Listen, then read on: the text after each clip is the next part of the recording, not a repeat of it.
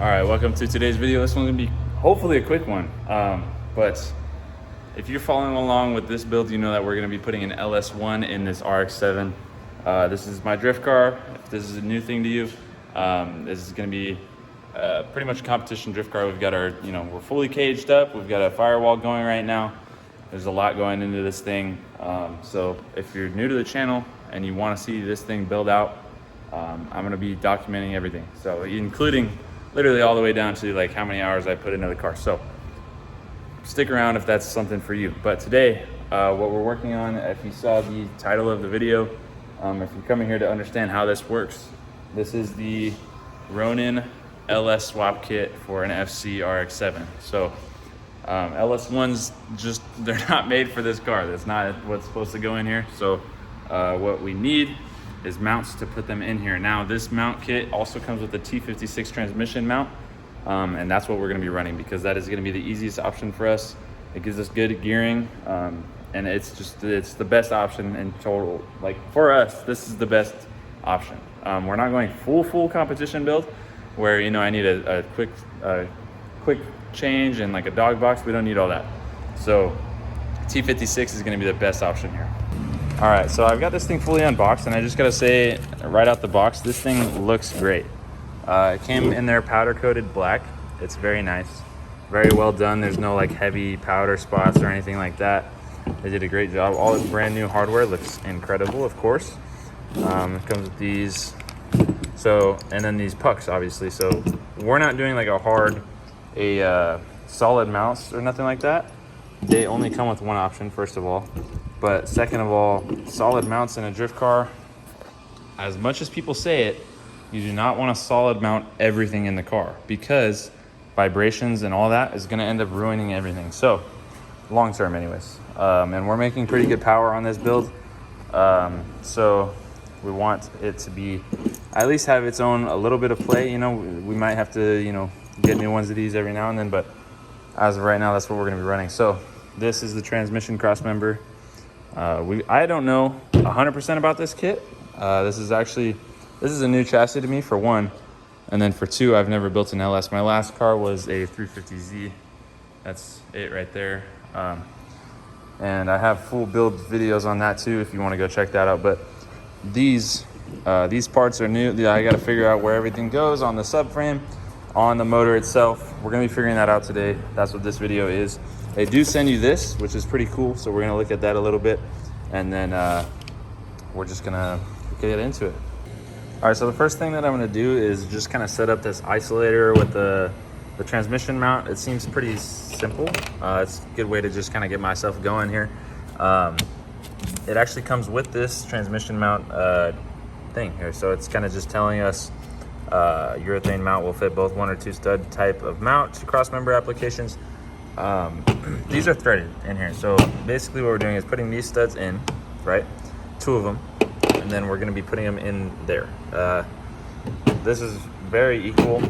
There's no like side to side here. This is the side to side part. This, just put it in and put it on. So that's what we're gonna do. It tells you exactly where to put everything. We have the urethane mount with flat washer, lock washer, stud, and nut. So pretty simple. We're gonna go ahead and do that.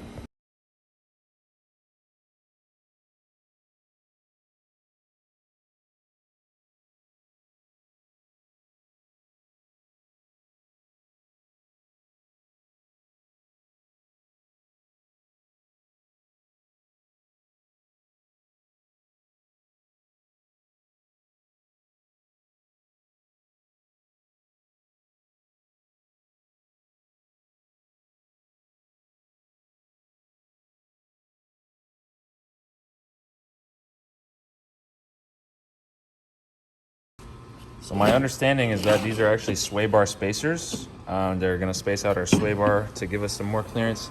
The nice thing about this kit is that it actually it's going to place the motor on a level surface on this, the subframe, this stock mounting locations.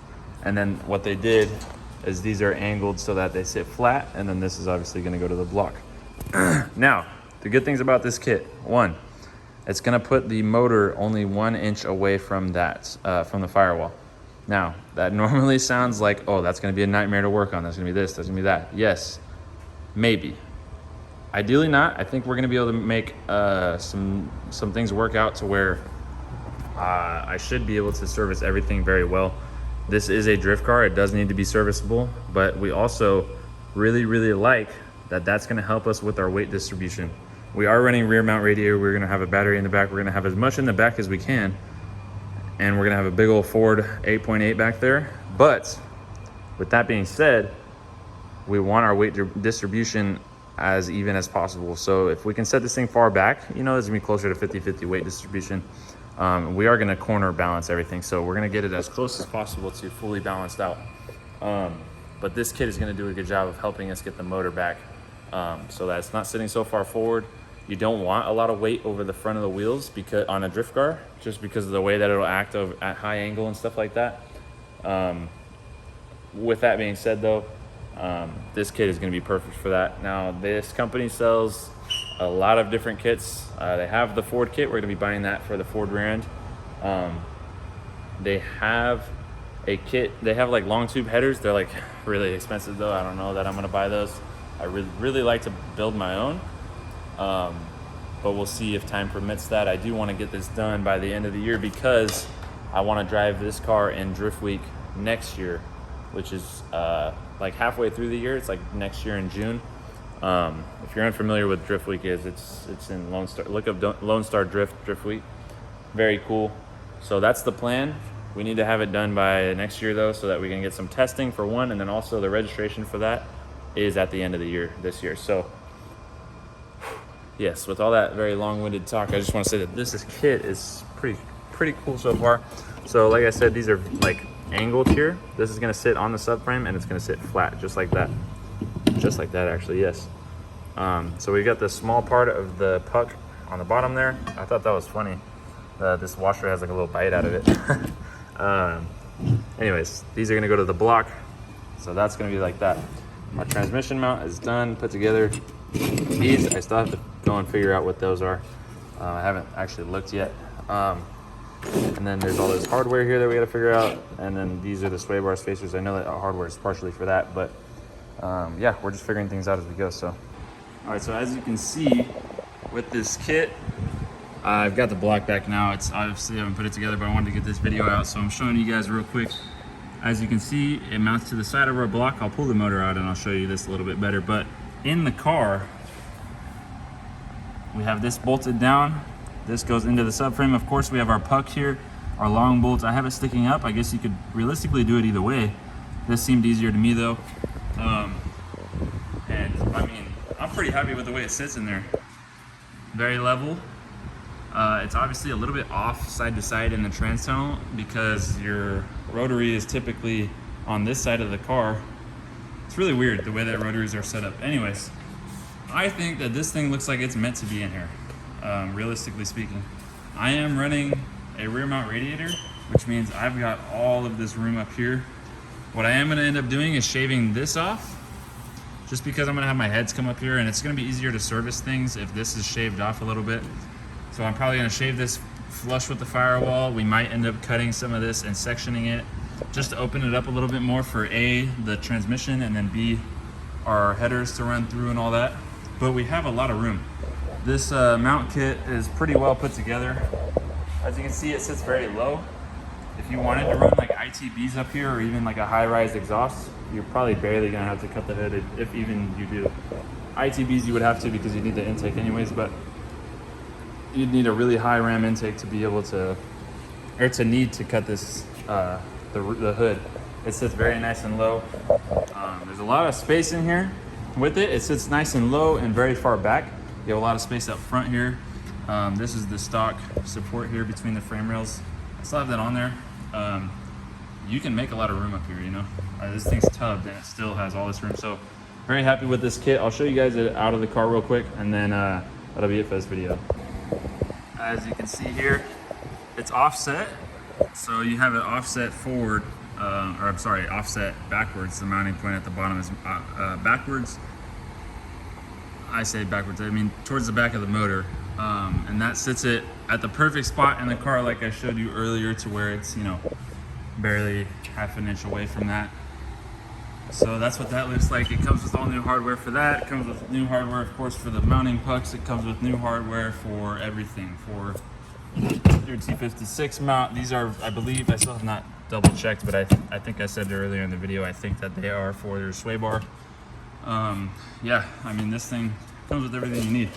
So the kit's really good. Ronin Speedworks kit for the T56 and LS going into an FC RX7. So if that's something you're interested in, I would definitely recommend that kit. It's very good. I haven't ran it at all. I have buddies that have ran it though, and they said they've had zero issues with these pucks going bad or anything like that. So you can 100%, you could even, you know, shim this and make your own solid mount, but I'm all for using these pucks because this is gonna be a drift car. And not that it's said a lot, but people say that you need solid mounted everything, but truthfully what you need is some movement within it, because these things will rattle themselves apart if not. So anyways, LS1 going into my FC RX7, by the way, with the RX7 being caged T56, forward rear end, fully 2 front and rear after I'm done with that. It'll be painted, lowered, PBM, full catalog in the rear, full catalog in the front. We're going to be running, you know, Z32 rear brakes. There's a lot going on this car, so if you're interested in that, I'm working on assembling the motor very soon. We got forged pistons and rods. We got, you know, ARP, everything that you can think of, rebuilt heads, Brian Tooley Racing, valve train, Texas Speed, cam, the works. You know, we got our crankshaft was just polished and all that. This has all just been machined, so we're ready to assemble this thing. If you are into that, if you're into Drift RX7s, give me a follow. I'm documenting as much as I can on this build, all the way down to how many hours I've put into it, just because I'm curious of how it's gonna go, you know. But one of our soon-to-be videos too is the Big Duck Club. We're gonna be cutting this whole section off, the full rear section off. We're gonna be getting a fiberglass replacement for that. So this will be a very, very light RX7 for one, and it'll be very, very powerful, very fast, with the powered by this 5.7 aluminum block LS1. So if you're interested in that, subscribe to the channel and check it out. Stay with us while we build this thing up. But if not, I still do recommend the Ronin Speedworks kit. It's very good. So we're gonna leave the video at that. Thanks for watching. Thanks for subscribing if you do. If you don't, again, subscribe and we appreciate it. See you guys next time.